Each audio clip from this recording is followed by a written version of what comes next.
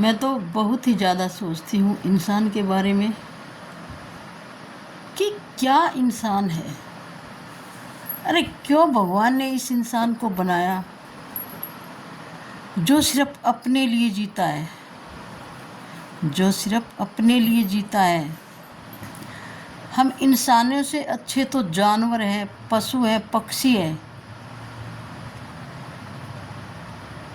जिनको सिर्फ एक ही इच्छा रहती है कि पेट में कुछ चला जाए जिससे वो जिंदा रहे। और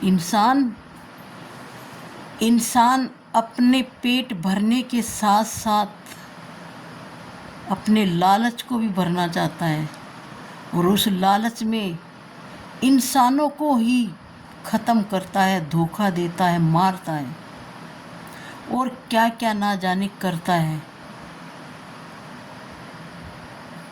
मुझे माफ़ करना, मैं भी इंसान हूँ, लेकिन मैं ये सच बोल रही हूँ। पता है, लक्ष्मी जो होती है ना, वो विष्णु की है।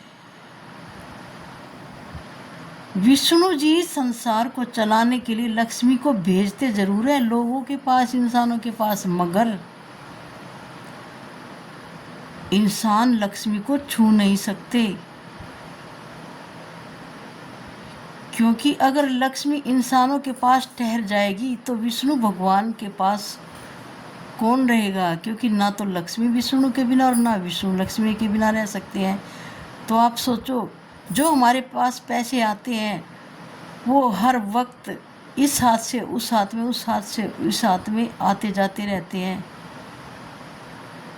और जब लक्ष्मी को लगता है कि मेरे इस नकली स्वरूप को इंसान ने बहुत ज़्यादा इकट्ठा कर लिया है और मुझे गुलाम बनाने वाला है, तो वो उसके कब्जे से बाहर निकल जाती है और उस नकली स्वरूप को भी ख़त्म कर देती है किसी न किसी बहाने से, किसी न किसी घटना से। मैं जो कह रही हूँ, कोई हंसे मेरी बातों पर या ना हंसे, कोई सुने या ना सुने, मुझे उससे कोई मतलब नहीं है। क्योंकि मैं जो सोचती हूँ मैं वही कहती हूँ।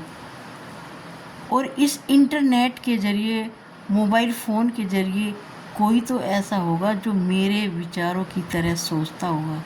मैं ऐसा ही सोचती हूँ। अभी शिवरात्रि आने वाली है, पता नहीं क्या क्या उपाय